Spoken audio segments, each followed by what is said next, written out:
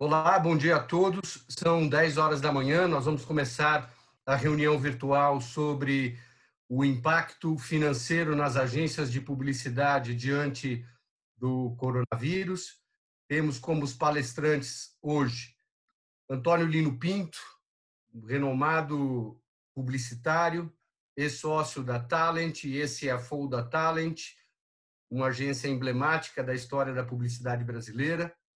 Temos também com a gente o Antônio Dudley, CFO do grupo DAN, grupo Denso Aegis Network, que vai nos contar um pouco como têm sido as experiências internacionais do grupo. E também com a gente o Daniel Queiroz, sócio da Ampla e presidente da FENAPRO. Lembrando a todos que as perguntas serão respondidas após a apresentação dos nossos palestrantes, na área Q&A, que fica ao lado ali na sua tela de baixo do chat. O chat é para interações, comentários, mas as perguntas devem ser encaminhadas nessa área Q&A, ok? Combinado assim? Começando nossa reunião virtual, primeiramente agradecido a todos os palestrantes que dedicaram tempo a compartilhar com todos os associados e profissionais do mercado de publicidade esse momento tão delicado da economia e da sociedade brasileira e mundial. Nós vamos começar pelo Lino, nos relatando um pouco da história da economia brasileira no enfrentamento das crises anteriores. Lino viveu o Plano Funaro, o Plano Bresser, Plano Collor, queda das Torres Gêmeas, dificuldades da economia brasileira nos últimos 30, 40 anos. Então, Lino, com você a palavra, por gentileza. Obrigado, bom dia a todos. Primeiro, agradecer o Alexandre pelo convite e parabenizar a BAP e FENAPRO por essa iniciativa, que eu acho que é muito importante, né? Eu realmente atuo no mercado desde 81, passei por várias crises, né? Só que essa é uma crise muito diferente do que a gente viu até agora, né? Mas é evidente que as crises anteriores nos ajudam também a lidar com as coisas presentes, né? A diferença dessa crise é que ela não é, nós não conhecemos o inimigo, é um inimigo invisível. O lado bom é que quando você tem uma crise como essa, que é mundial, a gente começa a ter um pouco mais de solidariedade, tem mais união entre as pessoas, né? E todos se unem por um bem comum. Aqui no Brasil tem uma exceção aí, mas é um caso à parte, a gente não é um problema político. Tem também, nesse caso aí, a solidariedade, mas, ao mesmo tempo, alguns países tentando defender o lado deles. Não acho tão justo, mas também cada país tem que tomar as decisões, que é o caso dos produtos nos Estados Unidos, que é uma guerra de não poder liberar para outros países. Mas, enfim, nessa hora todo mundo procura defender seus interesses, né? Agora, tem um livro até sobre isso, falando de crise, tem um livro muito interessante que eu recomendo para vocês, chama Pós-Guerra, que é de um jornalista, historiador chamado Tony Judith. Ele fez na verdade é um pós-guerra o livro, mas ele relata todo o passado da Segunda Guerra Mundial, onde morreram mais de 50, 60 milhões de pessoas, e ele vai contando como foi juntar os cacos de toda a destruição da guerra. Então, isso mostrou, inclusive, ajuda também a entender que tem salvação para tudo, né? Se na Segunda Guerra foram 60 milhões, a Europa inteira foi destruída e conseguiu se reerguer em pouco tempo, significa que a gente tem chance e vai conseguir resolver isso também, né? Tivemos tantas crises por aí que da Bolsa de 29, né? Mais recentemente tivemos aqui no Brasil, por exemplo, na ditadura, nós tivemos Congresso fechado, tivemos direitos humanos violados, liberdade de expressão, né? Depois passamos por moratória, na época do Sarney, congelamento de preços, confisco do Collor, né? Mas, de qualquer forma, nada disso se compara à situação que a gente está vivendo hoje. São situações que foram críticas também, mas de um grau muito diferente do... Tivemos crise de petróleo, enfim. Agora, hoje, voltando agora a 2020, o que a gente vê é que é o seguinte, não será fácil o mundo sair dessa crise, né? Está todo mundo lutando. Nós vamos ter realmente muitas mortes, né? Teremos um grau de desemprego e quebra de empresas jamais visto, porque o assunto, né, a crise realmente é muito séria. Essa crise de 2008, né, de repente, pareceu uma coisa minúscula comparado com o que a gente está vendo hoje. Em 90, 120 dias, essa crise atual já paralisou o mundo de uma maneira que nós nunca tínhamos visto antes, né? Os governos estão agindo, todo governo está conseguindo liberar dinheiro no mundo inteiro. A dúvida que eu tenho é quanto tempo vai durar isso, porque nos países mais ricos a gente consegue realmente ter essa capacidade de caixa. Mas nos países como o Brasil, que já é um país endividado, tem um limite aí que vai chegar uma hora que não vai conseguir mais ter essa facilidade. Sem contar que uma boa parte desse dinheiro também que eles estão liberando, na verdade, é um adiantamento, né? Por exemplo, eles consideram a prorrogação de tributo como liberando dinheiro, só que a empresa vai ter que pagar lá na frente, então não adianta muito. Ajuda, claro, mas não é uma... E a situação leva a gente a uma preocupação de que não adianta ficar prevendo muito longe as coisas. A gente tem que pensar mais no hoje, né? Tentar achar um caminho. Essa semana mesmo teve um jornalista que consultou um banqueiro para ver a previsão do dólar em 31 de dezembro. O cara falou, se eu conseguir descobrir o dólar amanhã, para mim já vai ser muito bom. Então, não adianta a gente ficar muito preocupado com o futuro. Até semana passada, estava todo mundo recalculando o PIB, né, que é uma bobeira, porque não tem a mínima chance de você acertar quanto vai ser o PIB no final do ano. Então, essas previsões, quanto menos a gente fizer, melhor. A gente tem que focar realmente dentro de um fato mais concreto, né? Depois a gente vai falar um pouquinho também disso. Agora, por mais otimistas que nós sejamos, né, e a gente tem que ser otimista, não vejo outra situação para lidar com isso, nós vamos ter realmente muitas quebras de empresas, inclusive de empresas grandes. Essas pequenas, aquelas razoavelmente estruturadas, sobreviverão, mas demorarão talvez anos para se recuperar, né? As grandes têm mais jogo de cintura, conta com um olhar mais atento do governo, porque são grandes arrecadadoras de tributos, enfim, vai desenrolar desse processo, aí a gente vai saber quem que vai sobreviver. Eu, na minha parte, eu sempre tive um coração muito mole, né? O Duda, ele trabalhou comigo há muitos anos, conheço ele há mais de 30 anos, sabe disso.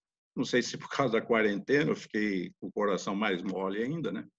E eu estou vendo tudo isso que eu tenho lido, a gente tem feito muita coisa em casa, só acompanhando. Eu não vejo saída para essa situação se a gente não tiver essas palavras-chave, que é solidariedade, foco e calma. No caso aqui, muita calma a gente precisa ter para superar essa fase, né? Entrar em desespero nesse momento só agrava a situação, porque sai todo mundo correndo querendo tomar medidas e, na verdade, você acaba fazendo coisas impensadas, né? Teve empresa aí que já saiu correndo, dispensando todo mundo, e isso aí cada um faz o que tem que fazer, mas eu acho que houve uma precipitação, né? Sem contar que eu acho que a empresa ela precisa ter um lado de responsabilidade social, né? Eu não acho que... Tudo bem, o princípio básico da empresa, a razão de sua existência é geração de lucro, não tem dúvida nenhuma, geração de empregos, né? Fortalecimento do mercado. Mas a gente precisa, no caso nosso do mercado publicitário, e que é a área de serviços, que a gente depende exclusivamente das equipes, dos funcionários, a gente precisa ter esse cuidado na hora de tomar decisões, né? As empresas precisam ficar atentas a isso, dentro do seu limite, evidentemente, né? E tem que continuar perseguindo o lucro, sem dúvida nenhuma, mas ligado a essa responsabilidade social. Porque, na verdade, quem faz a empresa são os sócios e os empregados e as equipes. Então, não existe uma coisa sem a outra. Então, nesse momento onde veio a crise, abandonar os empregados gera uma situação, até um efeito dominó, porque isso vai criando consequências piores lá na frente, né? Então, esse lado social, como eu disse, precisa ser medido, claro, que não dá para sair também, você não vai se endividar até o pescoço para poder resolver determinados problemas. Mas dá para, sim, retardar algumas coisas, desde que a gente consiga ter essa visão social e da importância de que, quando a gente dispensa uma pessoa, por menor que seja o salário, isso traz uma consequência muito grande. E eu insisto, eu acho que isso é uma responsabilidade das empresas também, né? Afinal, todo o patrimônio que a empresa gerou de 20, 30 anos atrás, acumulado, isso foi feito com a ajuda das pessoas. Então, não é hora de abandonar o barco e deixar essas pessoas na mão, né? O governo tem procurado ajudar essas empresas. Como eu disse, algumas coisas mais um adiantamento do que de caixa, do que necessariamente uma ajuda, mas funciona. Você tributo lá para frente, né? Depois vai ver como é que vai pagar isso, enfim. Então, pelo menos há uma preocupação do governo de auxiliar as empresas nesse momento. Tem acontecido, né? Eu acho que nesse período crítico aí, a gente precisa fazer um trabalho que eu venho fazendo em palestra esse tempo todo, FENAPRA, ABAP, que poucas empresas acabam fazendo, que é essa preocupação com controles de orçamento e fluxo de caixa, né? As empresas deixam isso meio de lado, não é tão, né? Enfim, não é um foco deles. E a gente sabe que essas duas ferramentas são universalmente importantíssimas para tudo, né? Então, acho que essas medidas que eu posso sugerir aí, nesse momento, é juntar essas duas ferramentas, orçamento e fluxo de caixa, e, antes de tomar as medidas, fazer uma análise do budget. Depois o Daniel Duda pode complementar isso, que é tentar fazer. Vai ter redução de receita? Vai, isso é sem dúvida nenhuma que vai acontecer. Então, tentar fazer esse novo budget, considerando essas quedas de receitas, e, a partir daí, ter uma noção real. Bom, se eu reduzir todas essas receitas e eu vou continuar com esse custo operacional, vamos ver qual é a situação. Eu consigo administrar isso ou não, né? Então, a partir daí, em cima dessa situação de fluxo, é que dá para poder começar a tomar as medidas. Então, fica mais fácil. Agora, uma coisa que, quando for fazer essas contas, é o seguinte: esqueça o lucro de 2020, não vai ter lucro, né? O que vai ter, na verdade, é um prejuízo, salvo uma exceção ou outra, mas provavelmente as pequenas, todo mundo vai ter prejuízo. O que vai administrar não é quanto eu vou ter de lucro, e sim quanto que vai ser o meu prejuízo. Como é que eu vou lidar com esse prejuízo a partir desse ano e qual chegar a 2021, tentar recompor isso aqui, né? Agora, tem uma situação que toda a empresa, como eu disse, ela tem realmente gerou durante muitos anos um resultado. Isso foi para o patrimônio do sócio, e talvez seja o momento do sócio pensar o seguinte: quanto que eu consegui ganhar da minha empresa nesses últimos 10 anos, né? Quanto que eu posso disponibilizar, retornar esse dinheiro para a empresa, como se fosse até um empréstimo, para que eu possa manter a equipe ou manter a minha sobrevivência. A partir daqui, depois, quando a empresa tiver esse lucro, ela me devolve. Claro que não é todo mundo que conseguiu acumular patrimônio, mas uma boa parte tem. Então, esse é o momento do empresário. É o seguinte: pô, se eu tive uma empresa que me gerou tudo isso que eu tenho hoje, está na hora de eu poder fazer algum retorno. E isso dá para fazer contabilmente, todo mundo sabe. Quer dizer, eu faço isso como um empréstimo para a empresa, né? Mesmo que eu tenha que sacrificar, vender um imóvel, um patrimônio qualquer, mas eu conseguiria, primeiro, fugir de bancos, que o custo, por mais que o governo te dê um juro baratinho, aí o juro sempre é juro, sempre vai impactar mais ainda o patrimônio da empresa. Então, essa é uma situação. Agora, é evidente que não dá para um sócio disponibilizar todo o teu patrimônio, jogar na empresa, porque aí você está correndo o risco também dessa empresa quebrar e você nem um pouquinho que tinha guardado você perder. Agora, isso aí tem que ter parcimônia, tem que ter bom senso e ver capacidade. Para fazer isso, ter esse raciocínio, você precisa ter realmente um orçamento muito bem elaborado, muito bem feito, e com umas previsões bem realistas, né? Pensando sempre que pode vir a ser pior e não melhor, né? Porque a gente não sabe o que nós estamos lidando aí na frente. Então, isso seria uma situação de Na área trabalhista, eu tenho lido só, mas não tenho me envolvido muito. O governo tem liberado bastante coisa para facilitação entre patrão e empregado. Aí, questão de algum advogado trabalhista ajudar as empresas, né, a analisar isso, o que dá para fazer, o que dá para fazer de acordos. Independente do governo, independente da lei, eu percebo que os empregados são sempre muito solidários.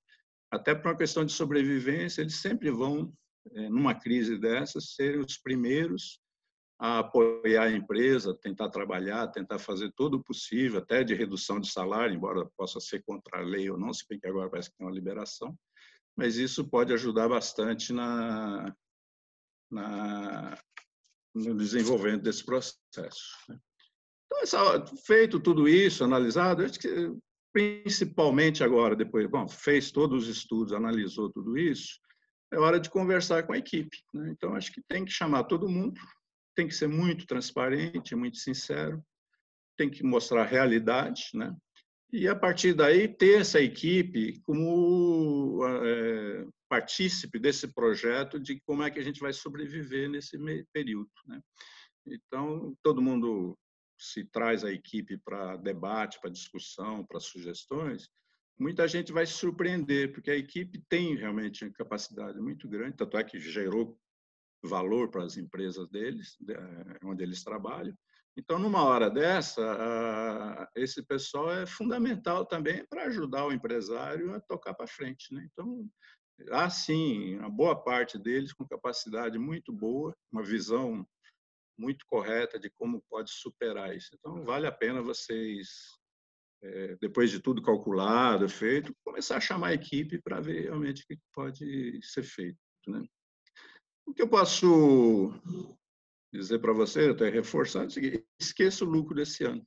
Eu não é que eu seja um pessimista, não tem jeito. Por mais que eu olhe aqui, nós já vimos um ano que já não seria tão bom, que o 2020 não era aquela coisa maravilhosa, como também não foi 2019. Então, não adianta ficar perseguindo o lucro essa hora. Vamos tentar perseguir a sobrevivência.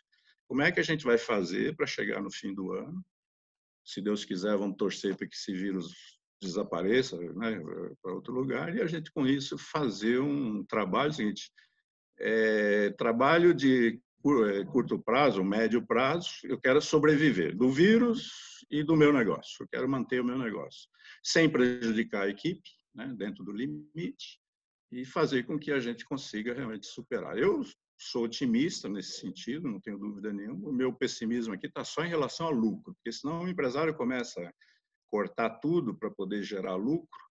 E aí eu usar aqui um exemplo que o Júlio sempre dava, que é o cara, para começar a economizar, deixava de alimentar o cavalo e o cavalo acabou morrendo. Então, não adianta você não investir na empresa achando que só cortar custo vai resolver, porque quando terminar tudo, a crise passou, mas você não tem empresa. Então, isso aí é muito importante vocês analisarem, né?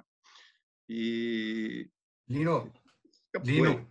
muito agradecido pelas suas colocações. Nós vamos ter tempo ainda no decorrer da nossa reunião virtual para que outras pessoas também façam mais perguntas sobre a sua visão desse cenário. Eu queria passar a palavra ao Antônio Dudley, CFO do Grupo Dan, um importante grupo japonês que atua também na Ásia e provavelmente obteve uma primeira experiência nesse enfrentamento, principalmente no mercado japonês, que me parece que já volta a atuar normalmente. Vamos lá, Dudley, como é que está esse cenário todo? Vamos lá, Gibotti. Primeiramente, bom dia a todos. Obrigado a todos os ouvintes aí, obrigado a BAC pelo convite, aos meus pares aqui nessa live. E, enfim, a gente, dia 23, entrou em confinamento mundialmente e tivemos a palavra do nosso presidente de que a gente precisa, de qualquer forma, preservar os empregos, né? E a gente vinha num ano muito favorável, o primeiro quarto foi excelente, a gente teve um resultado bastante significativo, bastante grande. Só que chegou o coronavírus e a gente precisou rever orçamento. Na realidade, a gente está precisando rever orçamento a cada meia hora, se fosse o caso, não é? E diante enfim, do que foi delineado para todo mundo e todos os membros do time DAN, a gente precisou fazer uma revisão de receita com foco de preservar o emprego e olhar todas as demais despesas. Então, a gente virou o orçamento do avesso, a gente olhou tudo que tinha e era possível a gente reduzir ou evitar gastos daqui para frente, e sempre no sentido de a gente manter o time todo no grupo e olhar coisas que a gente podia entender que não eram necessárias. Eu acho que esse cenário que a gente está vivendo está trazendo algumas lições, quebrando alguns paradigmas, né?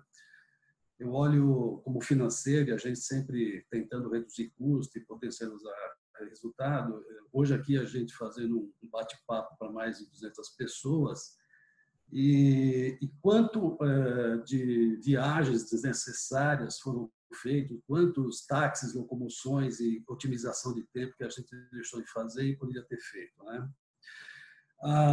Também estou entendendo que a gente está numa guerra e aí quando a gente olha para o orçamento, fazendo uma analogia assim, olha, eu estou numa guerra e quero viver. Para viver eu preciso respirar e nem para respirar nem roupa eu preciso ter. Então assim é meio drástico aqui que eu estou falando, mas tudo que é possível a gente revisitar o orçamento e poder dar uma olhada para preservar o emprego, a gente está fazendo aqui essa mensagem do nosso presidente e dos membros aqui da diretoria do grupo, né? Eu acho que a questão de salário, acho que é um item bastante importante. A gente tem uma MP que foi divulgada e, enfim, o pessoal está olhando para cortar, mas que seja uma coisa não muito drástica. Em paralelo, também sou membro junto ao Sinapro e a gente está correndo lá junto à diretoria para fazer uma revisão na nossa negociação com os sindicatos empregados, de ordem a sustentar a MP e que a gente não tenha mais à frente algum problema com essa situação.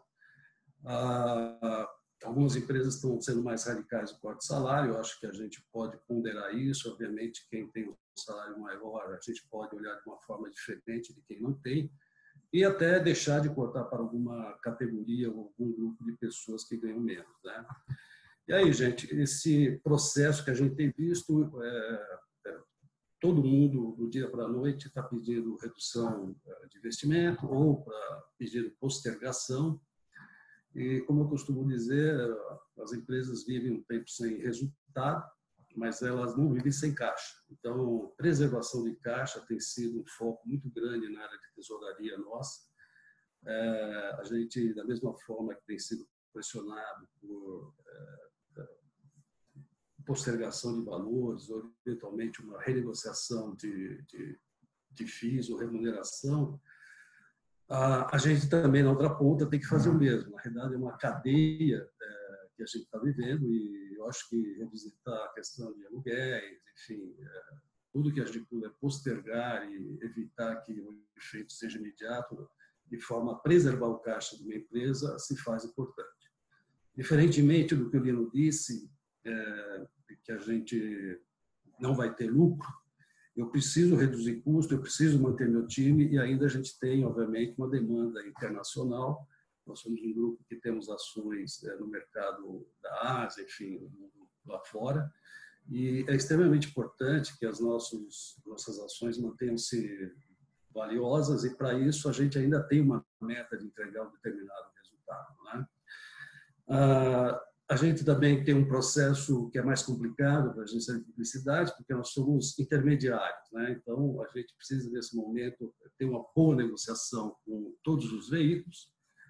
Os maiores deles, eu acho que cabe o entendimento, eu acho que esse movimento dessas entidades que representam o mercado publicitário tem um papel a fazer aí junto a esses parceiros nossos, que é, eventualmente, entender essa situação de atraso ou, eventualmente, de queda de investimento dos clientes e a gente não sofreu um efeito perverso que muitas vezes todos nós sabemos, é regulamentado pelo SEMP, e tem um efeito negativo no plano de incentivo, né? Então, pagar para não ter um prejuízo é complicado, porque você deteriora o caixa, e aí a gente, de fato, precisa estressar todas as negociações até o limite de que você não tenha um problema, nem seu parceiro com o veículo, fornecedores são os que mais sofrem em função de serem menores. Mas, ao mesmo tempo, a gente, de novo, tem que preservar o caixa, a gente tem que entender que essa situação é uma situação que não tem previsibilidade. Isso pode durar mais um mês, como pode durar, enfim, muitos meses, coisa que eu realmente não desejo. E a gente tem evitado realmente olhar para algumas situações que a gente consiga solucionar de uma forma mais rápida, né? Ou de uma forma menos rápida, desculpa. Eu estou, enfim, olhando essa situação como uma situação nova. A gente, novamente, tem a mensagem de que preservar a saúde, preservar o emprego é o que a gente deve fazer aqui no grupo. E esperando sempre novas informações lá de fora, porque a gente sempre tem que estar alinhado com todo mundo. Ainda estamos tentando, diante desse cenário, cada dia dar uma revisitada no orçamento para entender o quanto será a receita do ano, enfim. E esse é o papel primordial dos financeiros. Se a gente não fizer isso, a gente não sabe para onde vai. É um momento que toma tempo. A gente tem, de fato, debruçado sobre números, sobre negociações, sobre reuniões. E isso, enfim, tem dado todo o suporte para podermos direcionar os grupos, a empresa e o grupo de uma forma geral. Então, assim, em linhas gerais, é isso que eu tenho para dizer, é o momento que a gente está vivendo. De novo, que eu acho que é muito legal no Grupo DAN, essa situação de preocupação de a gente preservar todos os empregos. A gente não teve nenhuma demissão durante esse período e desejo que não tenhamos. E principalmente com a saúde das pessoas. A cada momento, a presidência, a diretoria manda informações querendo saber como está a saúde das pessoas. E como o Lino disse, eu acho que, enfim, solidariedade nesse momento é extremamente importante para que a gente possa passar por essa crise. Eu tenho certeza que depois dessa fase, que Deus queira, oxalá queira, a gente passe com máxima brevidade, a gente vai sair mais forte, vamos nos reinventar e vamos trabalhar de uma forma diferente, gente. É isso daí, Odibot. Obrigado, Dudley, pelas suas considerações. Eu quero passar a palavra ao Daniel Queiroz, que, além de sócio do Grupo Ampla, que atua em 4 capitais do país, também é o presidente da FENAPRO. Antes, fazer um lembrete, que as perguntas devem ser feitas no Q&A, nesse ícone aí embaixo do lado do chat, ok? Todas as perguntas agora estão disponíveis para que todos visualizem. E passando a palavra a Daniel. Daniel, como é que o Grupo Ampla está enfrentando esse momento muito difícil? Como é que você vê a atuação das pequenas e médias agências Brasil afora? Bom dia a todos. Mais uma vez, obrigado aí a Gibote pelo convite.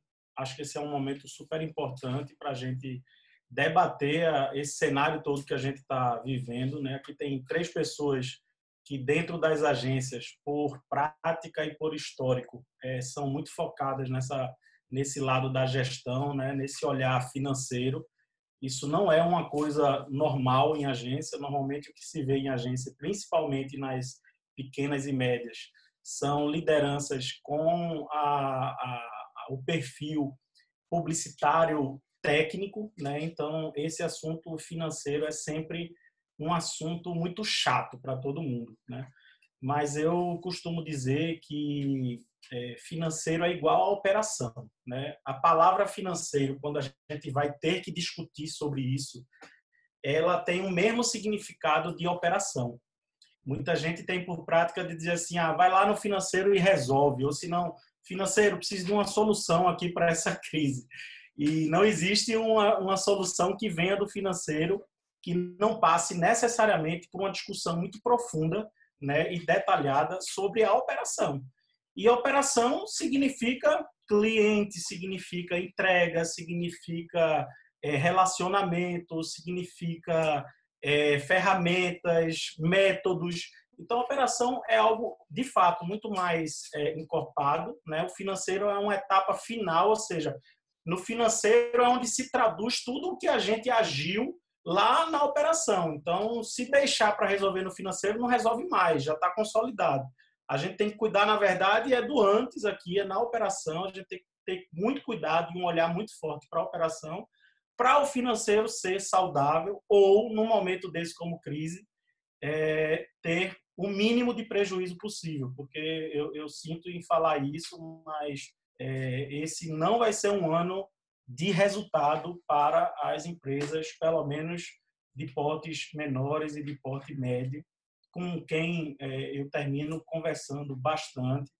A situação é muito crítica, a resposta, né, dos anunciantes, dos clientes, sobre o isolamento, sobre a crise, sobre o impacto desse isolamento na economia, ela foi muito grande nesse fornecedor aí chamado agência, e isso mexeu drasticamente e muito rapidamente com as nossas perspectivas de receita, né?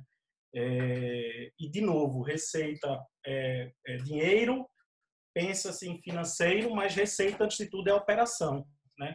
Então, é muito importante nesse momento, nessa dimensão de cortes que os clientes vêm fazendo, de suspender mídia, de reduzir contratos de FII, ou de eliminar o contrato de FII. É muito importante que as agências renegociem o seu escopo de entrega também, né? Vai ser impossível manter uma entrega sem renegociar o escopo mediante uma redução de receita muito grande na forma como está. Então, acho que o primeiro passo para essa visão aí de relação com o cliente, com o olhar da operação, é redefinir o escopo da entrega. Ok, cliente, eu entendo a sua situação, estamos todos no mesmo barco, mas se você está reduzindo a receita, está reduzindo o investimento, isso também vai impactar em mim, eu vou precisar fazer meus ajustes internos e a gente vai precisar conversar sobre o escopo, né? Então, pelo menos para esse período mais tenso, vamos redefinir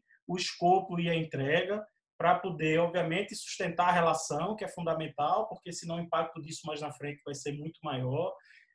E dentro desse contexto também contribuir com o cliente, com o anunciante, nesse processo difícil dele, né? Então, assim, a gente tem que, dentro do contexto de prestação de serviço que a gente faz, também nos posicionarmos com relevância, né? Então, assim, eu tenho observado aí na mídia e na mídia de uma forma geral, tanto nas plataformas mais tradicionais como nas plataformas digitais, posicionamentos muito legais, e com certeza isso parte de um bom trabalho que as agências têm feito Brasil afora, né? Então, a gente é relevante nesse momento, tem que encontrar esse espaço, fazer a negociação que for necessária, mas manter ativo essa relação e essa entrega, mesmo que com o escopo redefinido, né? E aí, para isso, é muito importante também que o empresário, dono de agência, consiga estruturar as visões e os cenários que vêm pela frente, né? A gente tem, obviamente, um foco extremamente grande no curtíssimo prazo, né? Não dá para tomar nenhuma decisão de longo prazo e nem de médio prazo, mas é importante ter uma visão, pelo menos a visão, não estou falando a decisão, mas pelo menos a visão de médio e longo prazo. Então, assim, qual é o impacto que eu, como empresário, estou sofrendo na minha redução de receita neste momento, que é um momento muito grave de crise, e qual é o impacto disso no meu orçamento anual, né? Então, a gente aqui, por exemplo, a gente adota uma prática de orçamento de abril a março. Nosso orçamento ele não é de janeiro a dezembro, né? Então, a gente começou o orçamento agora, na nossa prática aqui. Então, a gente teve a oportunidade de discutir o orçamento antes da crise, sem crise, e eu concordo com Lino, né, que já era uma condição que não era fácil. Se for fazer um resgate muito mais breve aí do que toda essa experiência de Lino.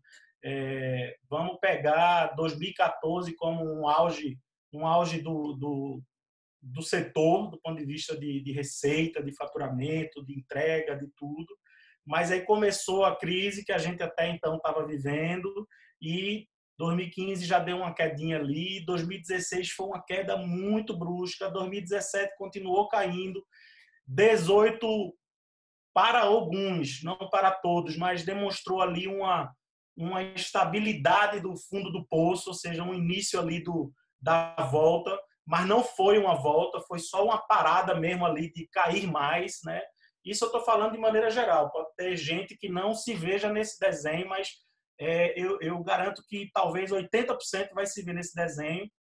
2019, dá para sentir um retorno muito lento, mas quando a gente já estava na discussão de 2020, vê que 2020 não iria ter esse retorno na medida que as empresas estão precisando para recuperar esse tempo que foi desestabilizando todo mundo, né? Então, eu ouço aí Dudley falando, que eu acho muito legal, que existe empresa sem resultado, mas não existe empresa sem caixa, né?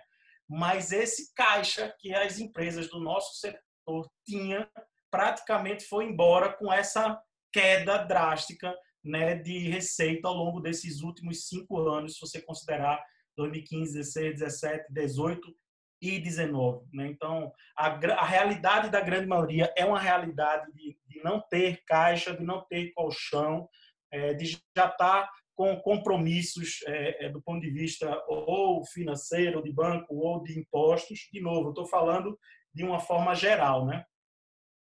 E quando chega uma crise dessa, ela fica muito mais pesada, né? Ela não chega sozinha, ela chega num contexto já de crise, de um cenário anterior de crise também grande. Óbvio que ela é maior do que tudo isso que a gente viveu nos últimos 5 anos, então precisa de uma atenção maior, né? Mas a gente precisa também ter calma, ter paciência, respirar fundo para tomar as decisões corretas, né? Então, assim, a equipe é o nosso principal, se for discutir na linguagem da indústria, o principal insumo. Então, como é que eu vou deixar de ter esse insumo? Como é que eu vou produzir o meu produto? Então, é nessa parceria da relação com as pessoas que a gente desenvolve o nosso produto, que a gente presta o nosso serviço. Então, ao nosso exemplo aqui, por exemplo, quando a gente estabeleceu esse cenário de ano, né, de orçamento, e teve essa visão, a gente decidiu que a gente iria tomar decisões de curtíssimo prazo. Então, as decisões que a gente está tomando são decisões com um espaço de tempo para os próximos 30 dias. Antes do final de abril, a gente vai avaliar de novo o cenário e vai tomar decisões para os próximos 30 dias, né? Então, por exemplo, comentei aqui há pouco, a gente, diante desse cenário que a gente já tinha de um ano difícil, né? Mais um ano difícil, que não era um ano que apresentava uma retomada muito positiva.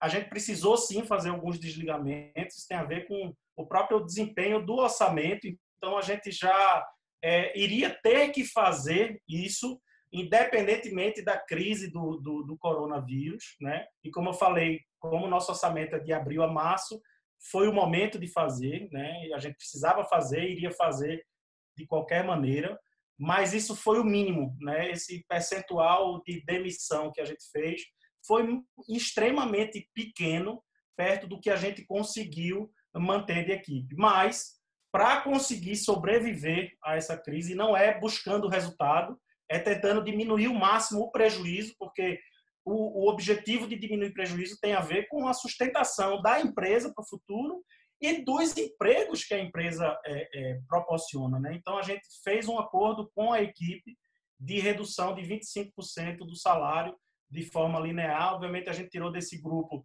algumas pessoas com salários menores, né? Porque não fazia muito sentido reduzir ainda mais.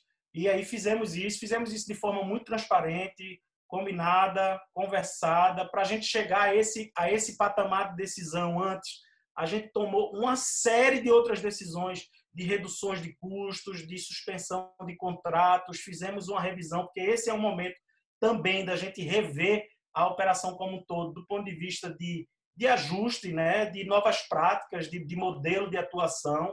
Então, a gente primeiro percorreu toda essa decisão de demais despesas, que não tinha a ver com o pessoal, e fizemos os ajustes possíveis nisso, para depois ir para essa decisão de pessoal, porque a gente sabe como isso impacta na equipe, nas pessoas, e optamos por fazer nessa ordem dos 25%, também para uma decisão de 30 dias. Vamos avaliar o cenário daqui para frente e vamos estar sempre muito perto da equipe, de forma muito transparente, como fomos agora recentemente nessa decisão, né? Então, é muito importante, dentro desse bloco de cenário, avaliar constantemente. Então, criar instrumentos que você possa monitorar a sua situação. Tanto Lino como Dudley já falaram, e eu repito aqui, a base é fluxo de caixa, então é fundamental que você olhe para as suas receitas reais possíveis. Não vamos ficar fazendo conta de receita que pode não entrar, né? E, obviamente, a despesa tem que vir na mesma medida dessas receitas, ou, como eu falei, para quem já tem uma visão de prejuízo consolidada, o menor prejuízo possível para que a empresa tenha condição de sobreviver numa retomada, né? E o mais importante disso tudo é que esses cenários sejam alinhados de forma clara, muito clara, não só na alta gestão, na diretoria ou nas lideranças que tomam decisões, mas que também venha para a equipe, para que todo mundo esteja, de fato, fazendo valer esse termo que todo mundo está usando, que é estamos todos juntos nessa, né? Estamos no mesmo barco, enfim, expressões parecidas. É muito importante que todo mundo esteja muito ciente dos objetivos e da clareza dessas informações, né? Um outro bloco, então eu falei de clientes, né? Essa posição mais voltada para cliente, com relevância, renegociação, garantia de entrega. Falei de cenários, né? Que você tem que olhar decidir em cima do curtíssimo prazo, mas olhar para o médio e para o longo prazo, né? Monitoramento sistematizado e um alinhamento com clareza. Agora eu vou falar um pouco de operação, né? Então, assim, agora é a hora de olhar para tudo o que a gente vinha fazendo de certo ou de errado e tudo o que a gente pode fazer de melhor para dar mais eficiência ainda na operação. Então, ferramentas, métodos, práticas. Tá aí o home office para mostrar para a gente e dar uma tapa na cara da gente que é possível fazer de uma hora para outra. Não só é possível fazer, como foi possível fazer de uma hora para outra, sem qualquer planejamento, né? A experiência da gente foi o seguinte: a gente discutiu numa sexta-feira a possibilidade, na segunda retomou a conversa, na terça-feira todo mundo estava em home office trabalhando, obviamente que com problemas que foram sendo ajustados, e estamos trabalhando há 20 dias de casa, pegando a expressão de Dudley, sem gastar um táxi, sem gastar uma gasolina, sem gastar uma viagem. E tudo isso tem a ver com esse movimento de olhar para a operação e redesenhar essa forma de fazer as coisas, né? Eu acho que a gente foi provocado para isso. Vamos aproveitar esse momento para olhar para isso junto com a equipe. Não adianta ser decisão top-down, tem que olhar para a equipe, quem está no dia a dia. Mas é um momento da gente reavaliar modelos e práticas, com certeza, né? Já falei de renegociar contratos. Os fornecedores, de uma maneira geral, estão muito acessíveis para isso. Então, vamos fazer isso de forma responsável, né? Então, por exemplo, eu não fiz nenhuma negociação que impactasse nos meus contratos de março. Nenhuma, zero, apesar de passar praticamente 15 dias de março já vivendo a crise. Mas foi uma posição de respeito, de ética com meus fornecedores que já estavam contando em março com aquela receita.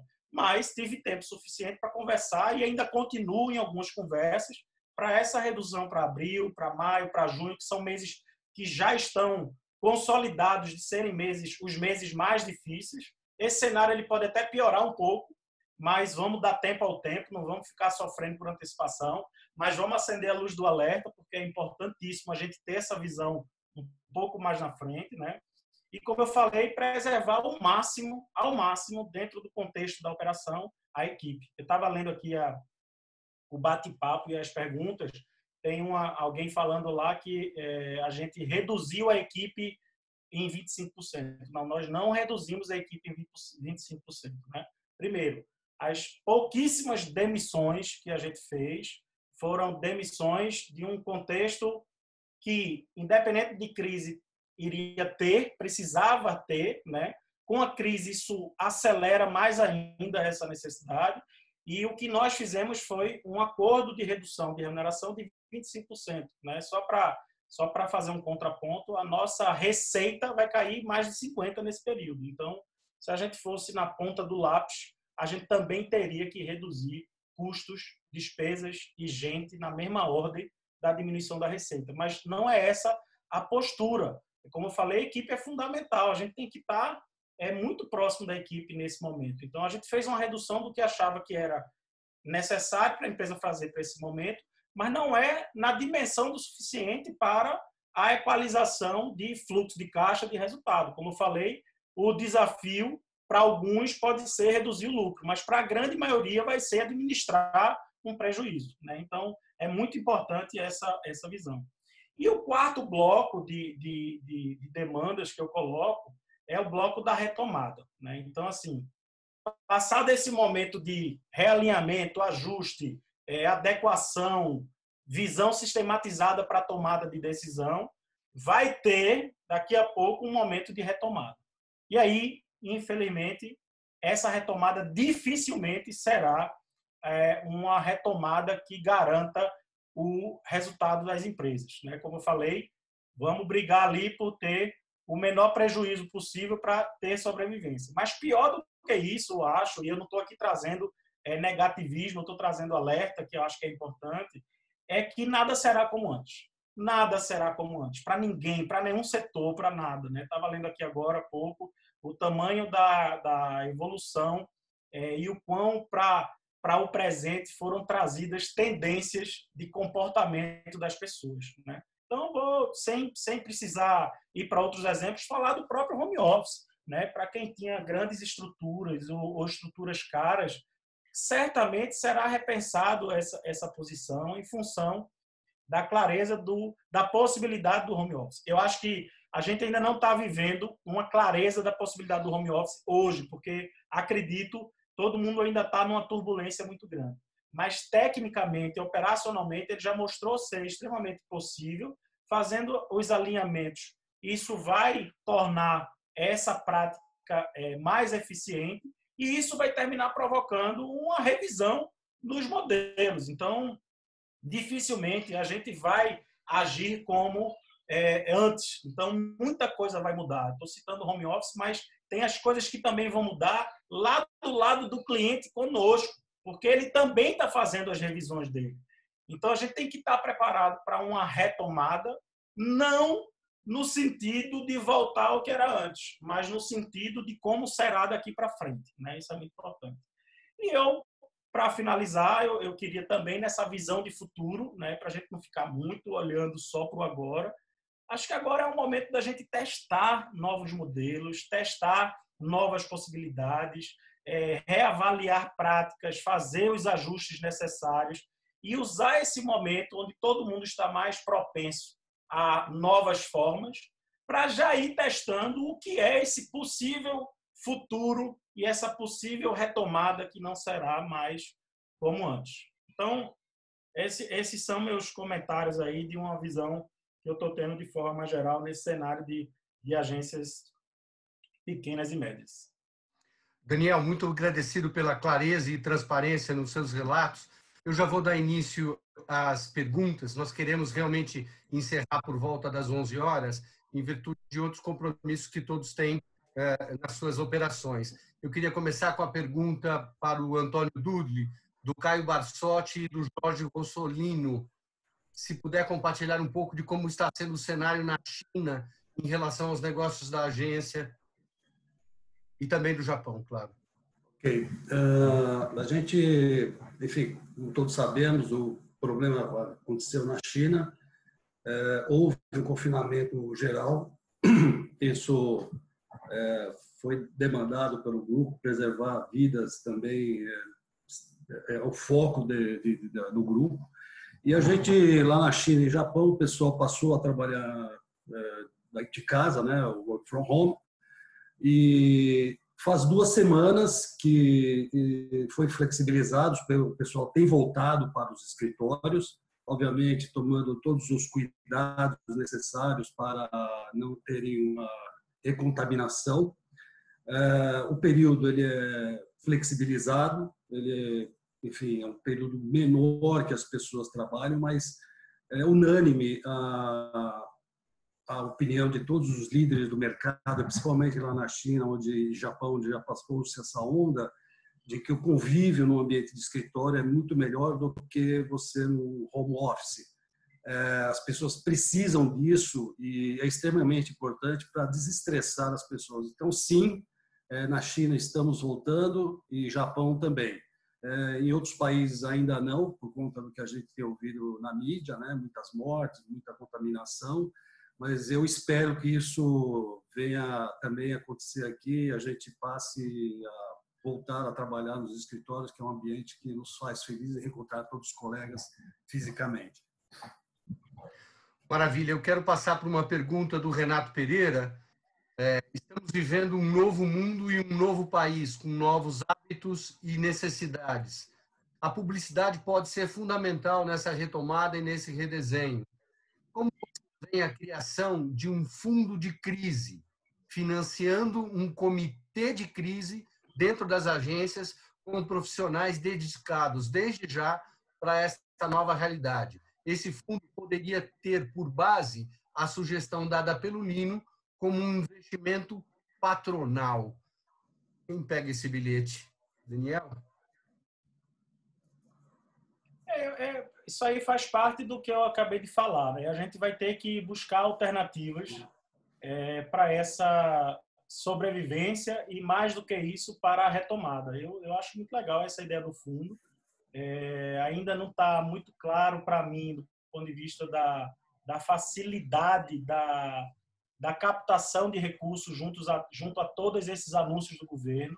Eu acho que o governo se posicionou em relação a várias frentes e várias possibilidades, mas eu não conheço ainda um empresário que conseguiu acessar, por exemplo, essas vantagens e essas condições que foram dadas pelo governo através dos bancos. Aliás, pelo que eu sei, o recurso está empossado lá nos bancos, porque ele depende da decisão de risco dos bancos comerciais de repassar esse dinheiro que vem pelo BNDES.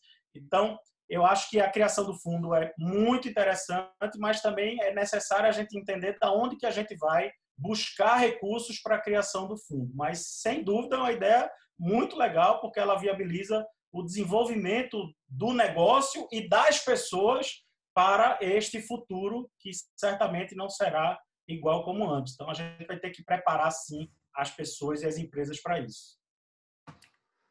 Maravilha. Pergunta do Bruno Dreux, lá da Associação Brasileira de Propaganda. Lino, pensando em grandes agências, qual é um volume de caixa que estima que exista disponível em proporção ao custo mensal?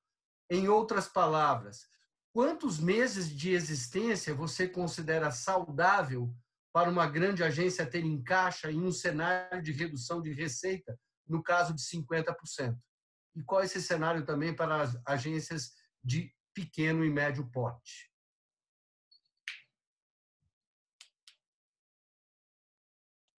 O ideal nesse caso, eu sempre trabalhei sugerindo que a gente tivesse, no mínimo, 6 meses de caixa para as eventuais necessidades. Nesse momento, acho que esse processo que se usava antigamente, tem empresa que tem muito mais do que isso de fluxo de caixa, né, de reserva de caixa. Mas, nesse momento, eu acho que não tem muito o que dizer, porque o que você precisa é caixa para a semana seguinte, né, até poder trazer essa realidade, chegar a essa realidade, o que vai acontecer, né? Então, as empresas que podem ter um fluxo maior, melhor, você faz um colchão, deixa lá, não vai necessariamente precisar usar isso, né? Mas, respondendo diretamente, é isso. O ideal é, no mínimo, 6 meses de de dinheiro para pagar as despesas, 6 meses das despesas, né? Então, esse seria o ideal. Mas que, nesse momento, eu concordo que é difícil. Claro. Lino, o Bruno tem mais uma pergunta complementando, né? A redução de receita que você arriscaria dizer que as agências estão tendo ou terão, pela sua experiência aí de décadas no mercado? Eu acho que como parou tudo, né, a gente está em casa aqui, só lendo, acompanhando. A impressão que eu tenho esse ano também, é tudo chute, mas dentro da experiência, eu acho que vai ter uma redução pelo menos 50% em média no ano, né? Porque nós vamos ter esse março, abril, maio, não vai ter movimento quase nenhum. Depois, se não prorrogar as eleições de prefeito, também vai ter uma dificuldade de faturamento. Então, eu acho que em torno de 50%, mas puro chute, né? A gente também não sabe, né? Que vai ter um percentual elevado, isso com certeza. Ok, temos uma outra pergunta aqui do Marcelo Souza, diretor executivo da Market Data e também presidente da Abrad. Conversas informais mostram que muitos associados da Abrad foram afetados desde a primeira semana do isolamento, suspensão de projetos, redução do escopo e ampliação de prazo de pagamento. As agências de propaganda estão sentindo também os mesmos efeitos? Quais seriam as melhores estratégias para negociar com os anunciantes e minimizar os impactos? Quem quer pegar esse bilhete? Eu posso falar, Gibotti. A gente tem visto bastante essa situação. Acho que não é só no Grupo DAM, mas eu acho que, de uma forma geral, o primeiro efeito que existe na linha de orçamento é as empresas que investem em mídia reduzir esses investimentos ou cortar os investimentos, né? Novamente, eu volto à questão do caixa. Preservar o caixa que vai manter a sobrevida de uma empresa. E aí, cada caso é um caso. Eu acho que você deve focar inicialmente nas maiores situações, nas maiores negócios que você tem, entender que é um momento diferente, tentar negociar até o limite que você não comprometa a sua operação e nem a do seu parceiro, e olhar para dentro do seu orçamento e entender o que está acontecendo de fato. Mas, novamente, negociação é a palavra de ordem nos dias de hoje para você poder dar continuidade ao seu negócio, entender que na outra ponta existe também uma empresa que também emprega e que também tem as suas obrigações, então tem que ter uma certa sensibilidade, mas, obviamente, olhando para a sua organização e tentando mantê-la da melhor forma saudável em termos de caixa, em termos de resultado.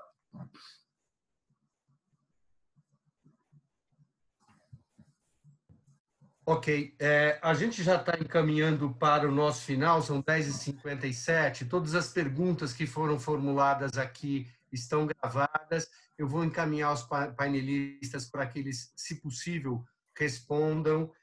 Queria ter uma palavrinha de cada um de encerramento e lembrar que a ABAP realizou, nas 2 últimas semanas, uma reunião também nesse modelo com os advogados trabalhistas e tributários do escritório Peixoto e Cury. Devemos retomá-la agora ainda essa semana, e ainda nessa semana vamos realizar uma dessa com os gestores de recursos humanos das agências, entendendo que esse momento de tensão entre colaboradores e contratantes e agências é um momento tenso, e o pessoal dos recursos humanos vai ser importantíssimo nesse cenário, e possivelmente deveremos fazer uma sobre poder e política, mas esse eu quero falar depois.